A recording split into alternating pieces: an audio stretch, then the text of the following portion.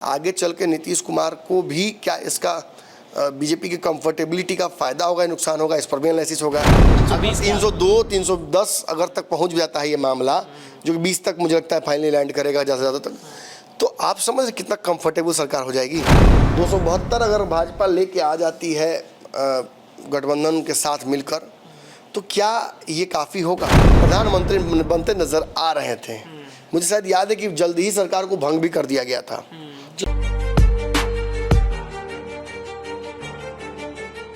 नमस्कार, पंचनामा देख रहे हैं आप, जहां पे हम करते हैं खबरों की चीड़फाड़। बिहार में चुनाव संपन्न हो चुका है। लोकसभा 2024 अब खत्म हो गए हैं, लेकिन बारी एग्जिट पोल की है। भारत लाइव पंचनामा भी आपको एग्जिट पोल के माध्यम से समझा रहा है कि किस तरीके से देश भर में और बिहार के 40 लोकसभा सीटों पर किसकी जो सीटें हैं किस पर भारी पड़ रही हैं।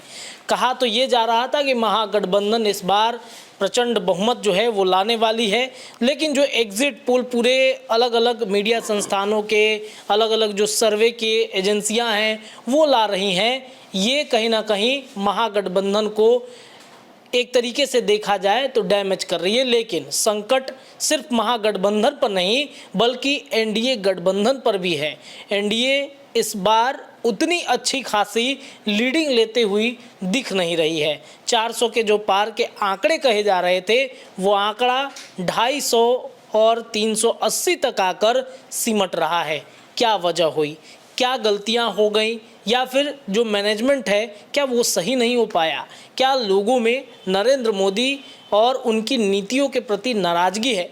देखिए, पंचनामा में आज इस तमाम विषयों पर चर्चा होगी, लेकिन एक चर्चा ये भी ज़रूरी है कि नीतीश कुमार ने क्या नरेंद्र मोदी की सरकार को बचाया है? क्या जो 2004 वाला पैटर्न था, जो 2004 का एग्जिट पोल आ रहा था, वैसे ही 2024 में परिस्थितियां बन जाती? चलिए इन तमाम विषयों को अपने स्ट्रेचर पर लिटाते हैं और अपने संपादक डॉक्टर नमन मिश्रा सर से चीड़फाड़ करवाते हैं। नीतीश ने कैसे सर बचाई हैं मोदी की लाज? देखिए, नीतीश कुमार नहीं बल्कि बिहार के लोगों ने बचाया है, नीतीश की दोस्ती ने बचाया है। लेकिन पूरे देश के पैटर्न को देखिएगा तो आपको ये नहीं लगेगा कि सच जो मैं बात बोल रहा हूँ। पूरे देश में कई राज्य ऐसे हैं जहाँ पर भाजपा ने गठबंधन नहीं किया, क्षेत्रीय दलों को अपने से दूर रखा। वहाँ देखिए रिजल्ट, कई जगहों पर देखिए, तमिलनाडु आसपास में देखिए कितना सरप्राइजिंग आ रहा है रुझान, रिजल्ट नहीं रुझान। उस रुझान को देखने के बाद ये स्पष्ट हो रहा है कि भाजपा स्वावलंबी रहे तो ज़्यादा अच्छा है। लेकिन बिहार में भाजपा की इतनी बड़ी तैयारी के बावजूद भाजपा हिम्मत नहीं कर पाई अकेले लड़ने का। 1 2 नहीं 5 दलों का गठबंधन बनाया। एक समय यही भाजपा बिहार में बिल्कुल अकेली थी, इसके साथ केवल पशुपति पारस थे, और वो भी इसलिए क्योंकि वो केंद्र में मंत्री थे और उनके पास कुछ सांसद थे। इस उम्मीद में थे कि फिर भाजपा से टिकट ले लेंगे और जिता लेंगे इन सांसदों को। लेकिन उस अछूत भाजपा से फिर भाजपा ऐसी स्थिति में आई कि पहले मांझी जी को, फिर उपेंद्र कुशवाहा को, फिर चिराग पासवान को, फिर नीतीश कुमार को भी एक्सेप्ट कर लिया, और आज 5 दलों के गठबंधन के एकजुटता की वजह से बिहार में कई सीटों पर तगड़ी एंटी इनकम्बेंसी होने के बावजूद रिपोर्ट्स जो सर्वे की आ रही हैं एवरेज 32 से 35 लोग दे रहे हैं। मेरा भी 32 से 34 के आसपास का ही है भाजपा का बिहार में जो रेशियो आ रहा है।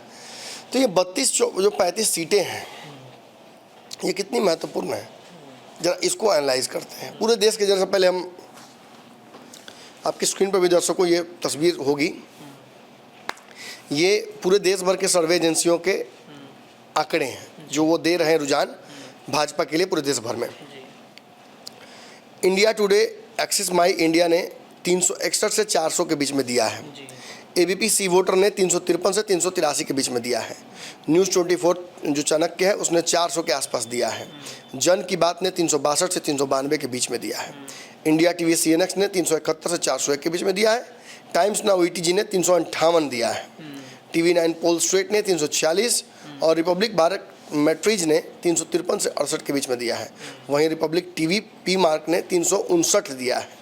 इंडिया टीवी जो न्यूज़ डी डायनेमिक्स है उसने 371 दिया है, न्यूज़ नेशन 342 से 78 के बीच में दे रहा है, न्यूज़ 18 355 से 370 के बीच में इसका आकलन कर रहा है, और दैनिक भास्कर इसको 281 से 350 के बीच में बोल रहा है। भारत लाइव का भी आकलन, मेरा जो आकलन है, बाबा का तो अपना आकलन होगा, मेरा आकलन 280 से 320 के बीच में है। मैं इसी बीच में कहीं भाजपा को लैंड होते देख रहा हूँ, ज़्यादा चांसेस है कि 300 के आसपास भाजपा सिमट जाए, इसी आसपास में मुझे होता दिख रहा है। लेकिन जो पूरा एवरेज आ रहा है ये 340-45 के आसपास का आ रहा है एग्जैक्ट। इसमें हालांकि 365 लोग दिखा रहे हैं, लेकिन और भी सर्वेज हैं, जिन सर्वेज को जहाँ निगेटिव भाजपा का ज़्यादा दिखाया गया उनको मैंने जोड़ घटाव किया है, तो कहीं ना कहीं एग्जैक्ट जो आ रहा है वो आंकड़ा 340 के आसपास आ रहा है, मतलब 350 के। हाँ, मैं मानकर चल रहा हूँ कि भाजपा बहुत अच्छा प्रदर्शन करती है, चूँकि लड़ाई बड़ी तगड़ी है ना, तो 320 तक जाएगी। 50 चली गई तो मैंने बहुत तगड़ा अंडर करंट जो हम बार बार बोल रहे थे वो सेंस नहीं कर पाए पूरे देश का। हम तो बिहार भर में काम करते हैं इसलिए बहुत बोल नहीं सकते। तो ऐसी स्थिति में भाजपा को कंफर्टेबल मेजोरिटी के लिए कितना सरकार में चाहिए सांसद? 272 अगर भाजपा लेके आ जाती है गठबंधन के साथ मिलकर, तो क्या ये काफ़ी होगा? मुझे लगता है कि काफ़ी नहीं होगा। काफ़ी नहीं हो, क्योंकि बीजेपी अपना भी तो देख रही है ना, कम से कम अपना तो उसका। मैं तो ये कह रहा हूँ कि भाजपा अगर अपने दम पर सत्ता में नहीं आएगी तो ये बहुत डिफिकल्ट 5 साल भी होंगे चुनाव की तरफ। डिफिकल्ट चुनाव, डिफिकल्ट सरकार ये भी होगी। और 2004 में तो यही हुआ था ना। 2004 में अगर आप देखिएगा तो एग्जिट पोल के जो आंकड़े थे उसमें फील गुड फैक्टर हावी था और कोई भी दूर दूर तक ये अंदाज़ा नहीं लगा रहा था। बड़े बड़े विश्लेषक फेल हो गए थे, कांग्रेसी तथा कथित पत्रकार भी भाजपा की सरकार बनवाते दिख रहे थे, और अटल बिहारी वाजपेयी फिर से एक बार प्रधानमंत्री बनते नजर आ रहे थे। मुझे शायद याद है कि जल्दी ही सरकार को भंग भी कर दिया गया था, चुनाव जल्दी करा दिए गए थे इस कॉन्फिडेंस में। लेकिन हुआ क्या? कांग्रेस आई, और आई तो कितने दिन तक रही? 10 साल तक कोई छू नहीं पाया। कांग्रेस फिर अपनी गलतियों की वजह से ही सत्ता से बाहर हुई, वरना आज भी कांग्रेस सत्ता में रहती।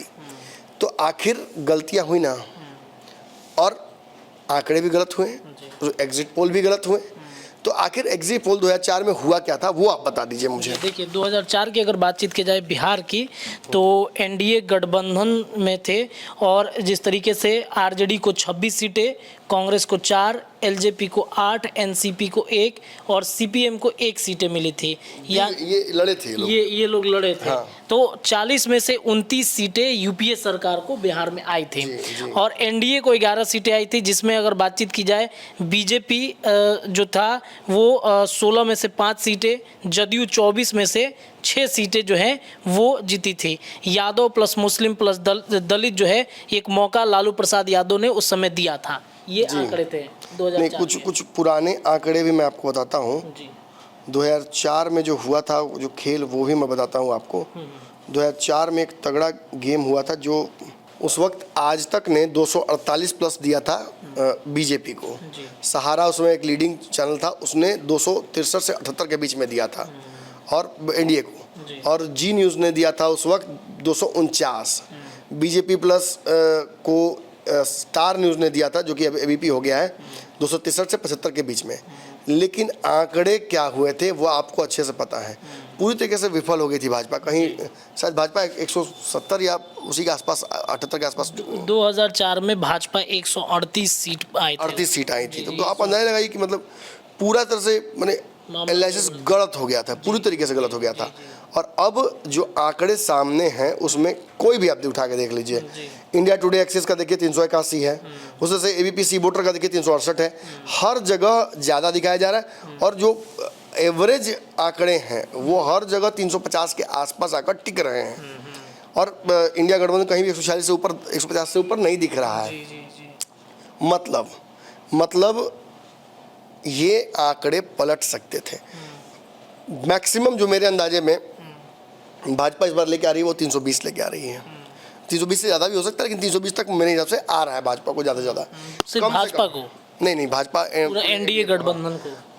और अगर लोएस्ट आप आइएगा तो 280 तक मुझे लग रहा है। 80 में कितनी कमज़ोर सरकार होगी आप समझिए।